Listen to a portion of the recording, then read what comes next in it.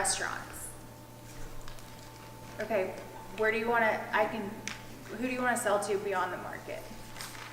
We have a chicken CSA. Okay. Whatever extra chickens we have, we sell. Okay, what's your goal? Because I can tailor I'm this wondering to, what's beyond the market. which, I mean, It could be restaurants, we're not there yet, so. okay. And someone else raised their hand. Schools. Okay, what's your goal? CSA or restaurant. Okay, my specialty is pretty much working with restaurants. I went through the Polyface Marketing School. It's a 3-day class, and so I'm going to pack a lot of that into 10 minutes. But if you want to work with chefs or, I don't have a lot of experience with schools, but chefs, they're unique. They're super busy and super creative. So you want to catch them in their downtime. So that's going to be Tuesday morning, Wednesday morning. Don't go in the afternoon for dinner service or lunch service, or Friday, anything towards the weekends. They don't have time. So whether you're meat or vegetables, this can go to anybody. I specialize in meat, but I also bring my vegetable friends and dairy friends in to my clients to try to complete their menu items.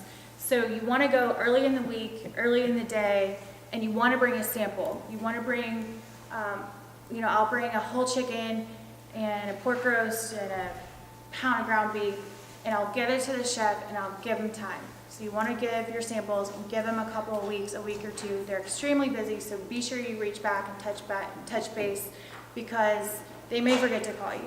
They're not trying to hurt your feelings, they're just incredibly busy. But keep following up on that. It's high volume. My biggest mistake was buying an on-farm freezer.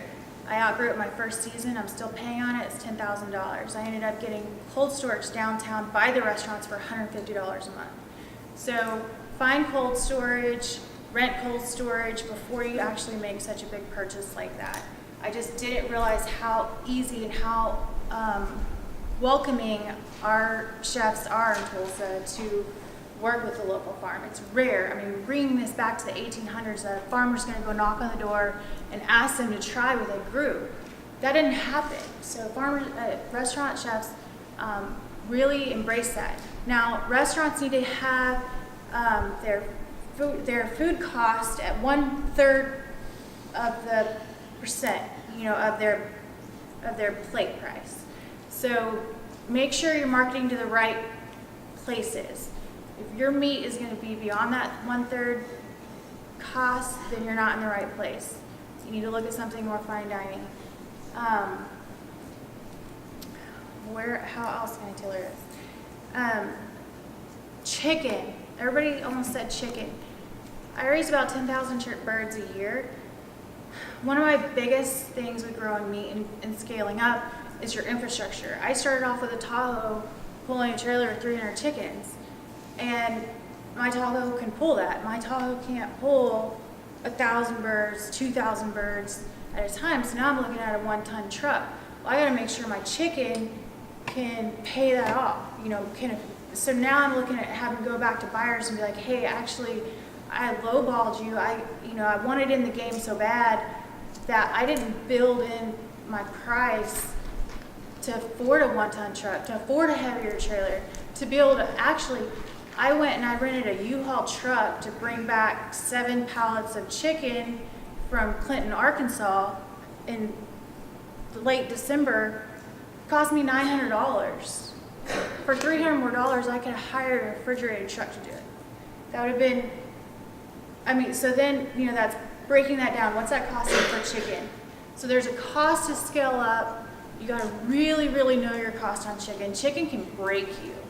You don't know your cost because right now, currently, it's all out of state. There's no USDA processors that can handle high volume in Oklahoma. There's one person that opened, but she's small scale.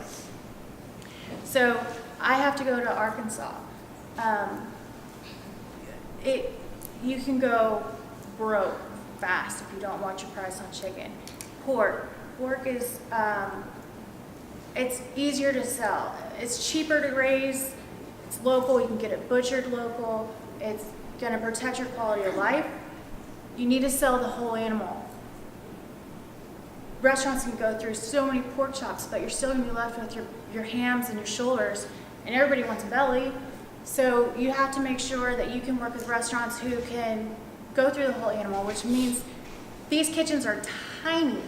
So you're surprised. I mean, most of them, I mean, the refrigeration in these places is just unreal. So you're going to have the burden of holding most of that animal until they can get through, and finding chefs who can move through the whole pork, through the whole hog. Ground beef. My biggest success with beef is doing ground beef. Your coal cows make great ground beef. You grind up all the prime cuts and sell it cheap. And I mean, every steak restaurant, I mean, there's only 60 pounds of steaks on one cow, and you're left with hundreds of pounds of the cow. So you need to, if you're wanting to move beef, just focus on your ground beef market, who can move that, because you, like I said, you have the rest of the cow to move. Eggs, disappointing. They won't pay for it. I mean, we can sell, I mean, it's $3.25 a pound, $3.25 a dozen, and it's like 7 cents more over Fisher's eggs. I know they're local, but I mean, you just have to tell these chefs. My best friend is a publisher at Edible Tulsa, and he's like, break it down. Tell these restaurants, for 30 cents an egg, you know, can you afford 30 cents an egg and make this dozen, you know, worth my time? And just make the chef think about that, you know. Otherwise, they're going to want to try to buy a dozen eggs for $1.99, and you just can't do that. I'm a non-GMO grower. My feed cost is too high. Your time, it's a high-intensive process, washing and packing all those eggs. If you're going to work with restaurants, you're going to need to hire somebody. I pay a 12-year-old little girl, but there's a cost to that. So don't want in so bad that you undercut your ability to scale up and provide for that labor. Vegetables. Everybody else selling vegetables other than the 3 people that want to sell vegetables? I'm learning how to grow vegetables, because you know what? That's what chefs are going to buy all day long. So I'm here. I went to the class yesterday to figure out I've never grown a tomato in my life. But you know what? The chefs will buy it. And so I'm going to try to be a professional tomato grower. I don't know. But y'all have the easier part of the game. These guys will buy. I mean, I went to Joe's organic farm last week and planted 8,000 onions. He's going to sell out. He can't keep up. It's incredible, the potential that's there. Just for the chicken side, we could grow 250,000 chickens and only hit 1% of Tulsa.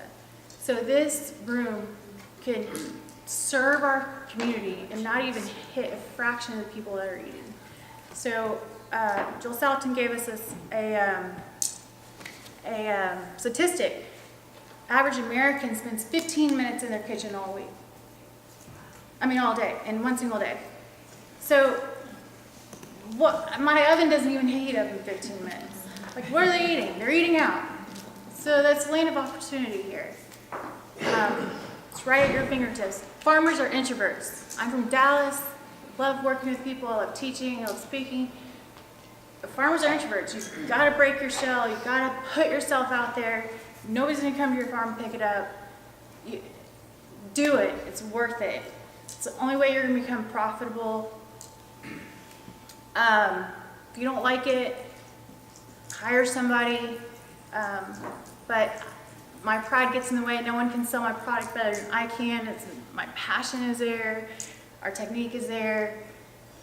I just haven't found anyone who can deliver that for me. I know a couple of guys. Chad, he's like, sell my chicken. I don't want to go out there. I just want to be here to raise it on the farm. But partner together. I know there's 3 of us that work together to feed our community as we continue to grow and scale. Grocery stores are my next, target market for 2019. I'm also looking to move into Texas, back in the North Texas region. I'm nervous about making that jump. There's a lot of potential there, but it's home for me, but it's a lot of people to feed. I mean, there's just so much you can cram into this in 10 minutes that I've studied for years. So if there's any questions, whether it's fruit and vegetables, yes. I have a Chelsea. question. Yes, the queen of buying local. If you have something, take it to her. We work with Angela at Urban Agrarian, so I kind of know some of the answers to these, but I'm curious how you had to adjust your expectations for payment working with restaurants in particular. Okay. Because I know that can be tricky. Yes, there are some clients you have to track down and be like, here's your invoice. Others want to write you a check right then, just because their books and their financing systems demand it. Others, I give flexibility, usually no more than 30 days to write me a check. A new client, if they want to go high volume and they're new, I'm really skeptical. I'm like, I don't know, in anything, you got to build a relationship. If they're an established company, great. I had a food truck who wanted me to butcher 2 cows, and they said, we're going to open this hamburger joint and buy all this meat. And I'm like,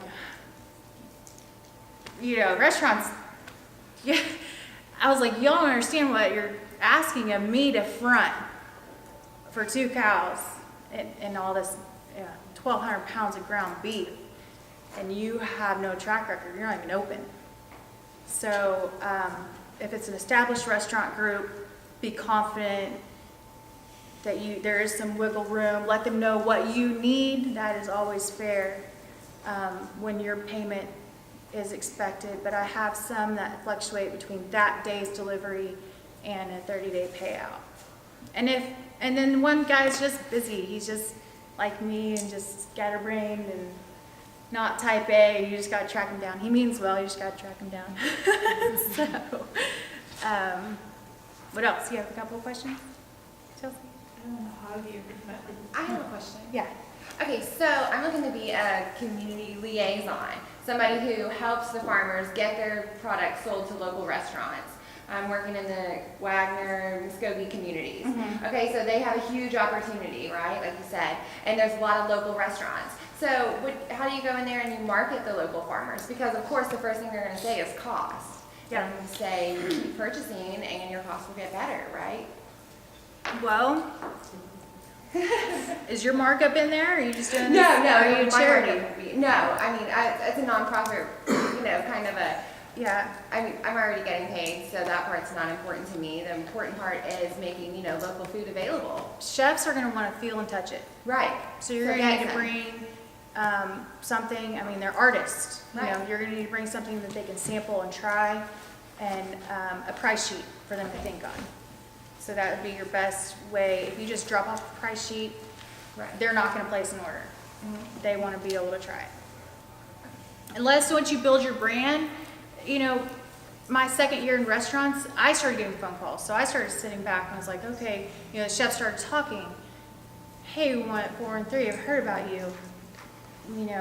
What can you bring us? So then the tide turns. After you build your brand and your reputation, you have to be consistent. Chefs, if a chef calls you for a case of this or a case of that, I mean, you got to have it, or you got to give them enough notice to be able to get it off the food truck. And that's like 2 days, 3 days window. So you just can't leave them in a bind. That'll be the fastest way for them to draw for you. Who else? I'm kind of in her same boat where I'm helping to do the movement. And one of our restaurants is really concerned about liability. Yes. So how do you I talk him off the ledge on that? Produce is probably going to be higher liability Sure. because we're all USDA inspected and packaged and all that. Okay. There is I personally have product liability. I bought it so I could move into the grocery industry. Okay. It's $350 a year. It's through a company that is out of Texas that specializes in farmers markets. So get in touch with me. I can send it to you. I think it's worth it. If that's what, hopefully your goal is to make more than $350 this year. Well, he's the man I'm speaking about. He's a small business steakhouse Mhm. and wants to play in the game, Yeah. but doesn't also want to lose his livelihood. And you have to because make of the- sure, like, I had one chef who would order 10 pounds of chicken breast every once in a while, and he had a restaurant that was open on Friday and Saturday night. Well, it wasn't gonna justify me buying a policy just for him. Right. But I have another guy who buys 600 pounds of meat a week, and if that's what he needed, Yeah. sure. Okay. Who else? Done. Wait, one more question. I mean, if anybody had one more question. She gave me the red flag. Yes. If you're selling to restaurants, obviously you're selling meat, you've got USDA. If you're do other certifications really help, like organic or No. GMO? Nothing's gonna beat you knocking on the door and saying, I grew this chicken or I grew this carrot. That is gonna be more powerful. I'm in the Joel Salatin camp. I'm against anything with a DA in it, you know, FDA, EPA, nothing certified. You're paying third-party people. That's a whole nother.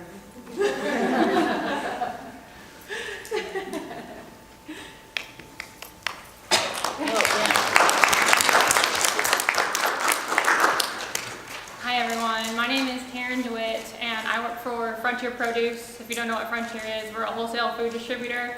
So we have 2 warehouses, one in Tulsa and one South OKC, North Moore.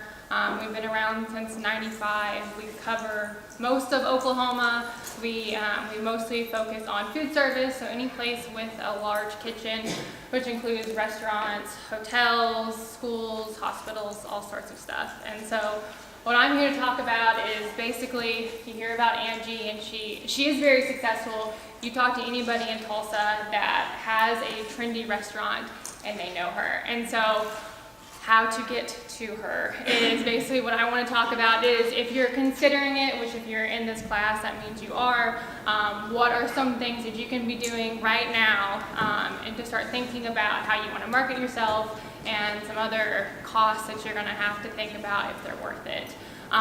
The first thing actually I was going to talk about was insurance. You said $350 a year. Does anyone else have product liability insurance, and how much are you sharing how much that costs? Well, actually, mine is pretty cheap like hers. I did get a secondary quote, but mine's with Flip out of Utah, which is food liability insurance program, I think, and it's depending on what you sell. Up to 50,000 is $299. 100,000 and up is $399. Then you can add inline insurance and stuff. You know, Okay. I don't know. I think it's dirt cheap. So. Okay.